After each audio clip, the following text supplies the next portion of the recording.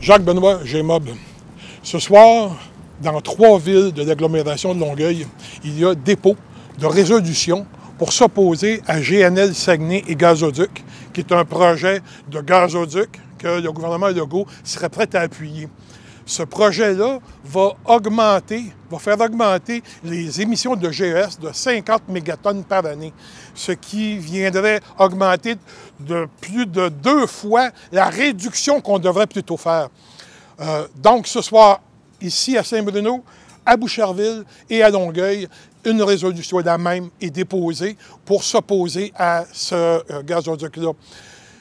Évidemment, ici à Saint-Bruno, il y a une bébête de particulière, c'est que moi, je dépose en même temps les CEDUC parce qu'il faut aller plus loin que de s'opposer aux énergies fossiles. Il faut changer l'ensemble de nos façons de faire pour répondre à nos besoins de la société parce que c'est ça qui nous a conduits là où on en est. Donc, ce soir, Saint-Bruno, la résolution et les CEDUC, Boucherville et Longueuil, la résolution. On va voir ça ensemble. Ben moi, ce que je comprends, c'est que l'émission de gaz à effet de serre annuelle causée par le projet GNL, que ce soit du début de l'extraction jusqu'à l'utilisation du gaz, ben, si je me rappelle bien, c'est autant de production de gaz à effet de serre annuel que l'objectif qu'on a de réduction pour 2030, je me souviens bien. À la gravité de l'urgence où on est, il faut que les citoyens s'impliquent.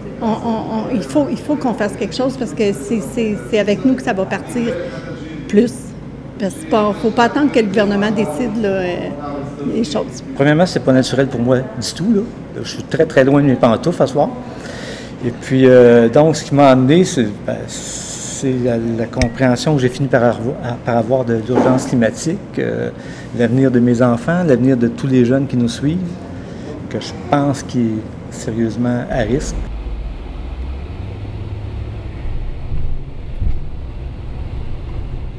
On est rendu maintenant à la première période de questions.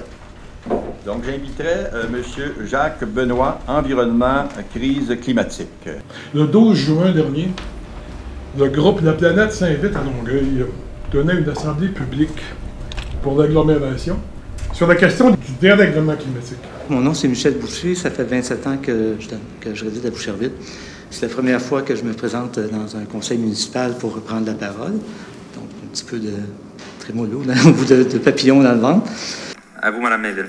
Aujourd'hui, je suis devant vous pour vous demander d'adopter une résolution en défaveur du projet GNL Saguenay.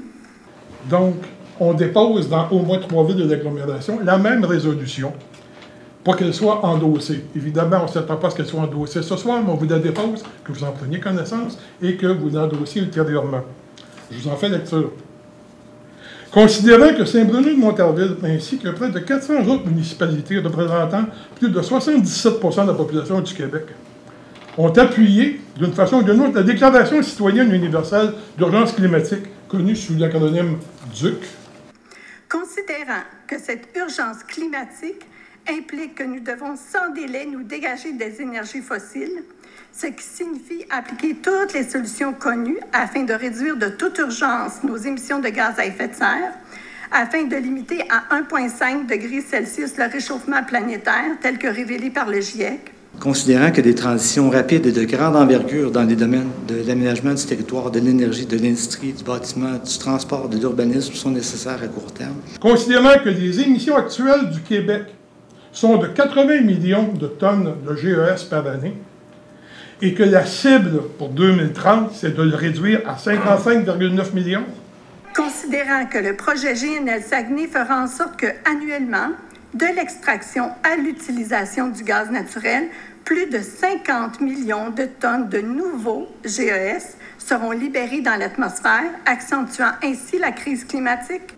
Considérant que ce projet va non seulement annuler complètement tous les efforts que font les citoyens de la municipalité, de l'agglomération, mais de toutes les municipalités du Québec pour réduire nos émissions de GES, puis qui va à l'encontre des efforts de réduction qui sont demandés à la société civile, aux villes et aux pays pour contrer le réchauffement planétaire, pour ne pas aggraver la crise climatique. Considérant que la mobilisation citoyenne grandissante contre ce projet, nous demandons à la Ville de Longueuil. Nous demandons à la municipalité de Boucherville.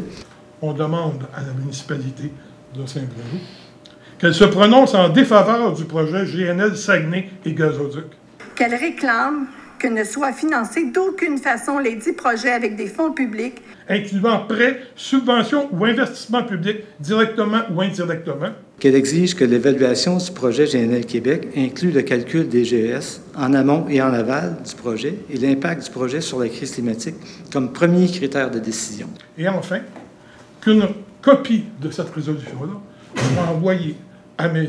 Trudeau et Legault, Premier ministre du Canada et du Québec, et Mme Catherine McKenna et M. Benoît Charette, ministre de l'Environnement et de la lutte contre les changements climatiques du Québec. Ça, ce sera le premier document. Je ne parle pas ce soir au nom du conseil municipal, mais personnellement, je suis très touché par ce que vous amenez comme argument ce soir. Merci.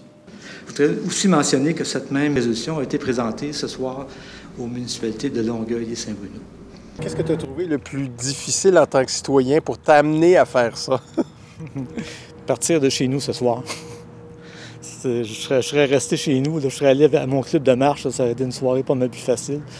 Mais c'est fait, puis ça s'est bien passé. Vous avez aussi deux autres. Allez-y.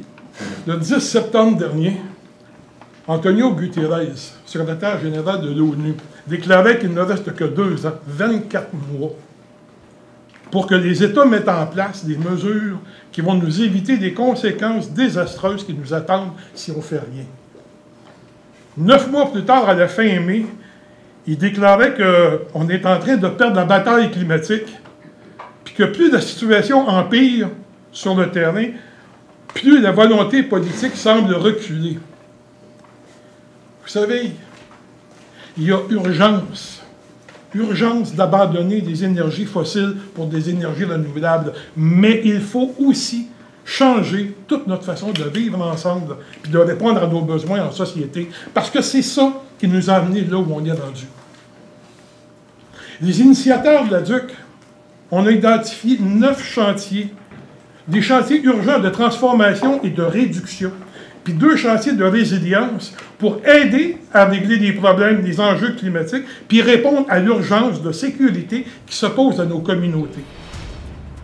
Je vous les dépose aussi ce soir, deuxième document, en vous demandant d'en prendre connaissance, puis de les appuyer, comme l'a fait la MRC Thérèse de Blainville le 19 juin dernier, et j'annexe comme 3e document cette résolution-là de la MRC qui a appuyé les chantiers de la DUC.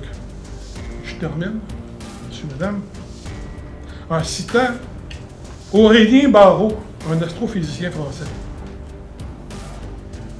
La responsabilité politique aujourd'hui est considérable parce que nos dirigeants savent ce que peut-être leurs prédécesseurs ne savaient pas.